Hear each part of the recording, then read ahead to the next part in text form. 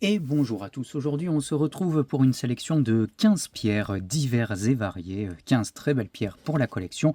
Pour les plus avertis d'entre vous, vous aurez remarqué qu'il y a deux synthèses. Ne vous inquiétez pas, tout est mentionné, que ce soit ici ou sur le site.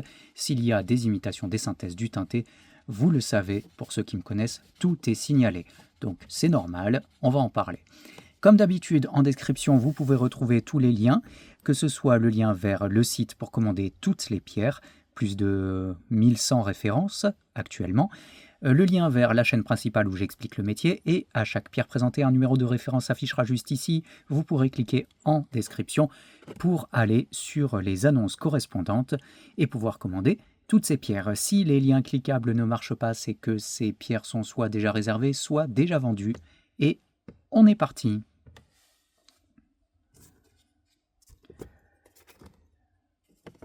Et on va tout de suite commencer par les synthèses, au moins c'est fait. Donc c'est du bismuth recristallisé à partir du bismuth métallique naturel. C'est une cristallisation qui se fait assez facilement puisque ça fond à assez basse température, et lors de la recristallisation du coup naturelle, c'est la nature qui va refaire ce genre de forme, on obtient ces formes-là. Le bismuth est un métal qui est relativement cher, ce qui explique le prix final de ce genre de pierre, même si la synthèse est facile à faire. Attention, ce sont des métaux qui sont assez fragiles, donc ne les laissez pas tomber, ça risque de claquer.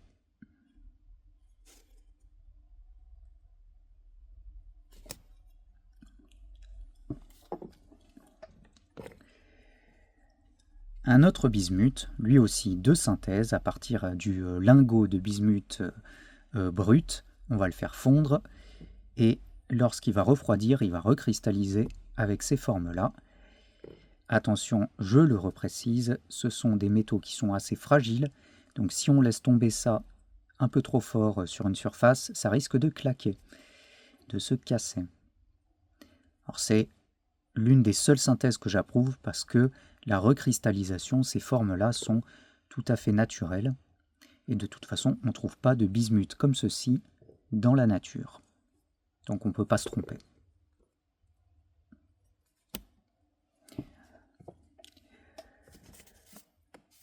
On va partir sur une célestine française. Les plus connues viennent d'Opedette, et celle-ci ne vient pas d'Opedette, donc c'est une célestine encore plus rare que celle d'Opedette. On retrouve la couleur bleue caractéristique. On va agrandir un petit peu. Voilà. Avec de très très jolis cristaux. Donc ça c'est collection. Pour des amateurs des pierres françaises, on en voit très peu.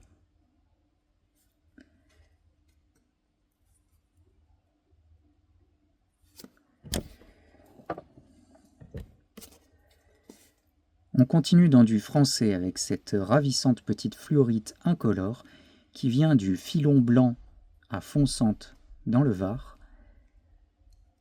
Des cristaux certes petits, mais très purs, bien brillants.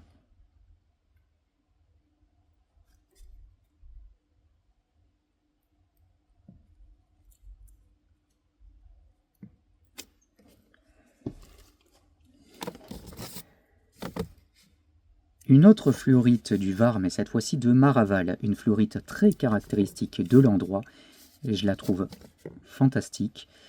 Toutes ces inclusions rouge-noir sont dues à des inclusions d'hématite, et la fluorite incolore, centrée avec l'hématite, ici on voit bien le centre, le carré rouge, donne des couleurs fascinantes. Une très belle brillance pour de la fluorite. Donc ça c'est une pièce très caractéristique de cet endroit.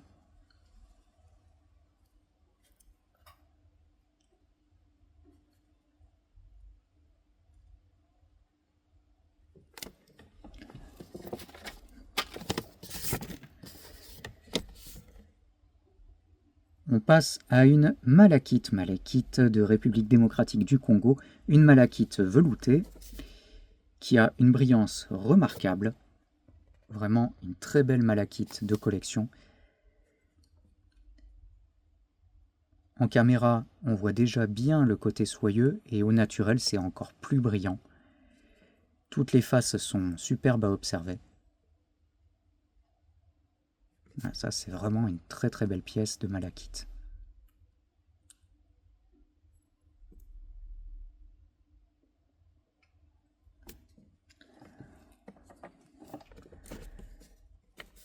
On passe à une chalcopyrite qui vient du Mexique.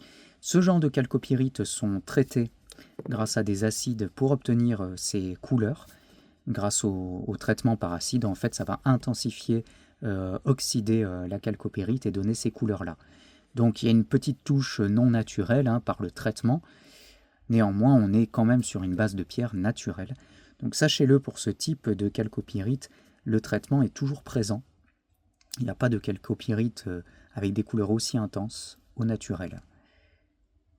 De cette forme-là, en tout cas. Il n'en reste pas moins que ce sont des jolies pierres.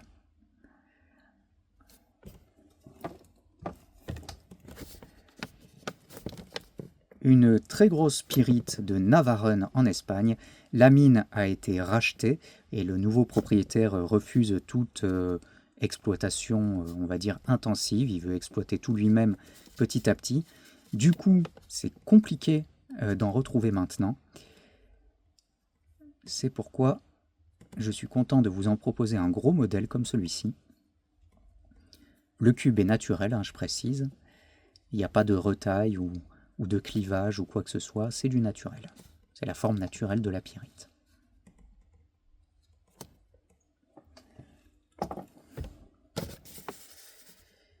Un quartz ananas, quartz fumé citrine, entre les deux, il y a une petite couleur jaune au fond, qui vient de Namibie.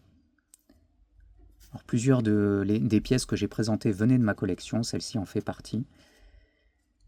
Une très très jolie forme. Alors, à noter un tout petit éclat sur la pointe. Mais ça en fait de toute façon une très très jolie petite pierre.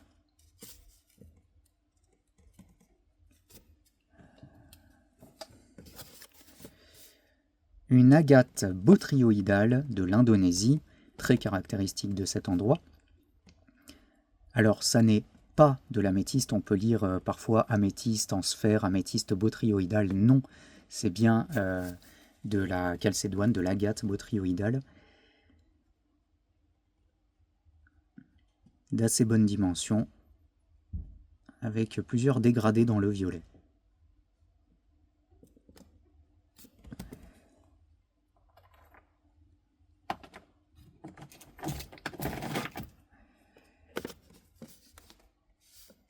Une améthyste brésilienne.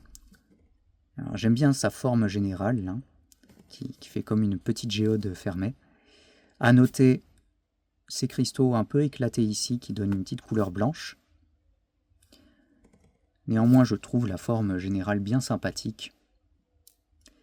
Donc comme il y a un petit éclat, je vais descendre le prix pour faire plaisir à qui le veut. Parce que je vais quand même pas jeter cette pierre parce qu'il y a un petit choc, ce serait dommage. Donc si ça peut faire plaisir à quelqu'un à petit prix, eh bien tant mieux.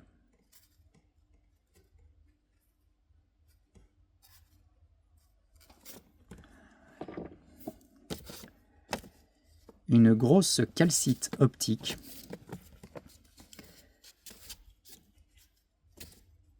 Qui était autrefois utilisée dans pas mal de domaines. Les Vikings s'en servaient d'ailleurs pour s'orienter.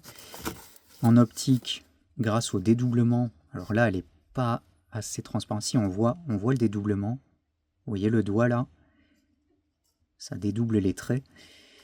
Donc grâce à son dédoublement, ça a été utilisé en optique également. Donc, une très bonne dimension pour cette grosse calcite optique.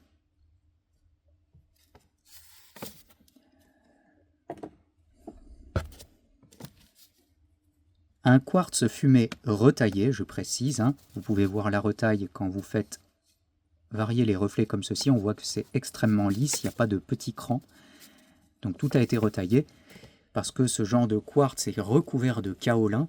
une matière très difficile à enlever, quasi impossible à enlever aux acides, et on est obligé de retailler pour voir l'intérieur. Bref, une très jolie couleur à l'intérieur sur ce quartz fumé, légèrement opaque, on ne voit pas trop au travers, mais j'aime particulièrement sa belle couleur naturelle.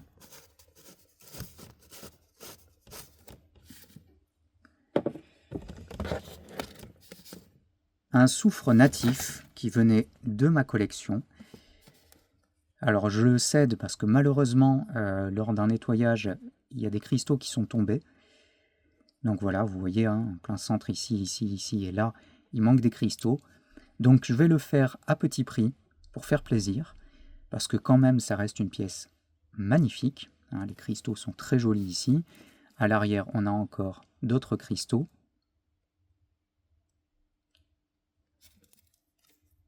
Probablement, peut-être de la calcite. Je pense que c'est de la calcite. Hein. Vous voyez, ces cristaux naturels de soufre natif sont quand même très sympas.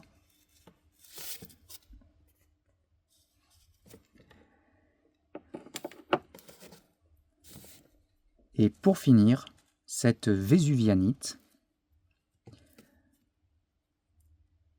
un minéral qu'on voit un peu moins en collection. Alors je sais qu'il y a un cristal qui est très caractéristique, voilà. Je vais agrandir pour que vous voyez bien la forme. Voilà. Vous voyez, 4 faces avec la pointe plate. À noter aussi ce minéral bleu qui est pris dans la masse, ici, et j'avais repéré, voilà, là. Je ne l'ai pas forcément défini. Ça pourrait être de la calcédoine ou de la barite bleue. Très sincèrement, je ne sais pas trop ce qui peut être associé avec la vésuvianite. Donc voilà, ça fait un petit contraste entre la vésuvianite jaune marron brun et ce minéral bleu. Et voilà pour la présentation de ces pierres de collection. Retrouvez tous les liens en description.